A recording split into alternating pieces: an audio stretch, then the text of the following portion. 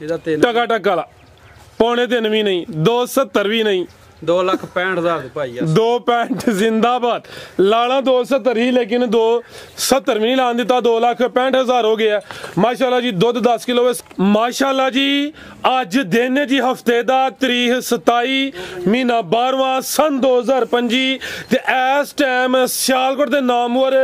नौजवान ते सस्ते व्यापारी जुबैर घुमन साहब दे डेरे ते मौजूद आ ते माशाल्लाह जी घुमन साहब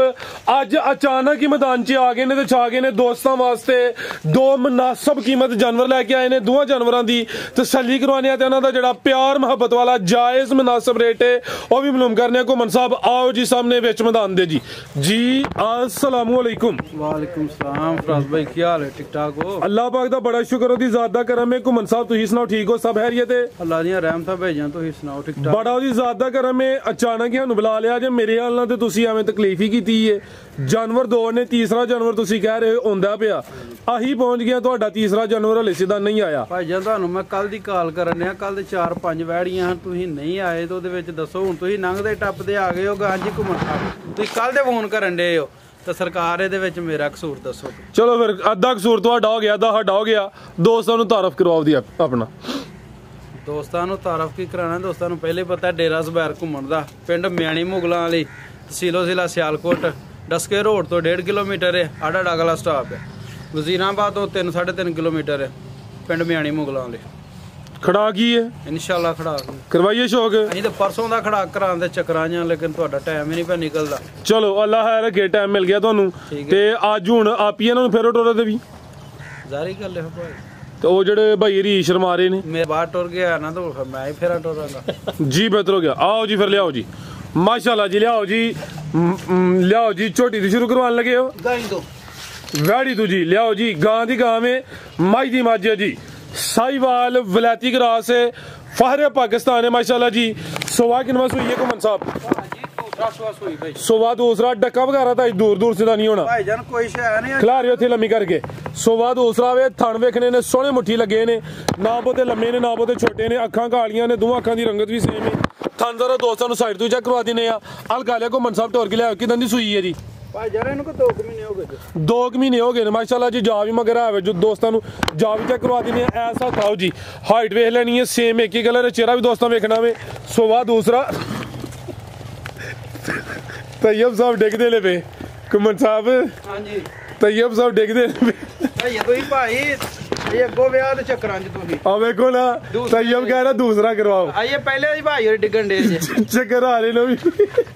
घुमन साहब ठंड छड्डे अच्छा दुध किन्ना घुमन साहब बैठ कोल भाई जान दुध को 10 किलो दी गारंटी जे ए बच्चा जे अच्छा टोटल बच्चे समेत 10 किलो जान तो तुसी मुंह मरवांदे नहीं जान नहीं छड्डदे असि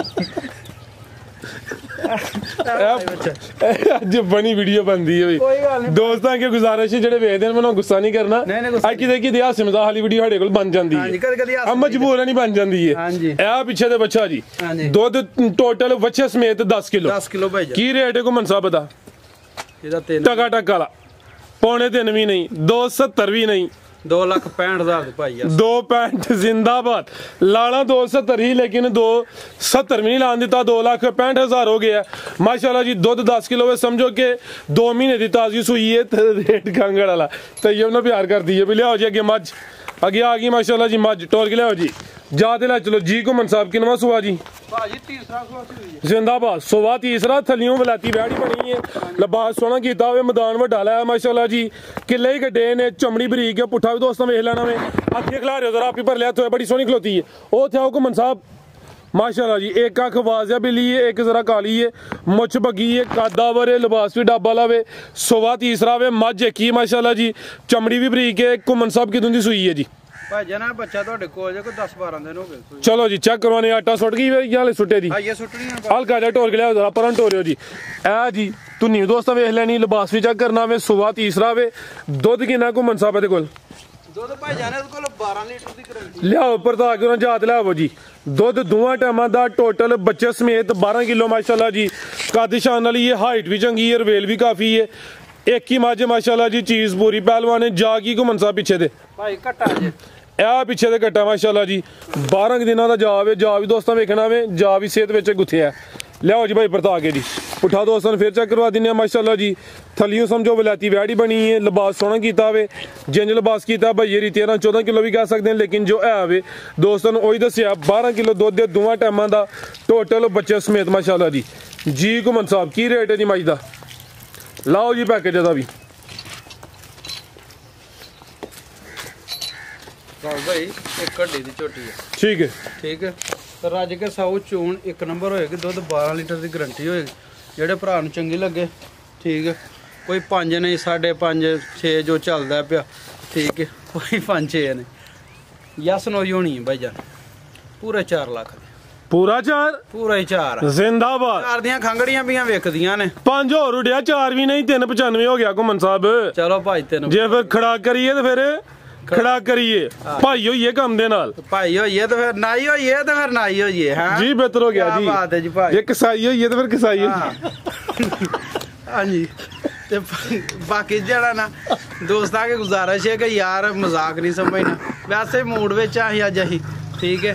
इनु कोई हो जाता जाया ना समझन के यार के सानू मतलब टिचकर वगैरह करे वैर भी माशाल्लाह जी नामी हां जी वैड़ी भी चंगी है झोटी भी चंगी है रेड खांगण वाले अज 2 लाइयां जिंदगी च पहली आई जी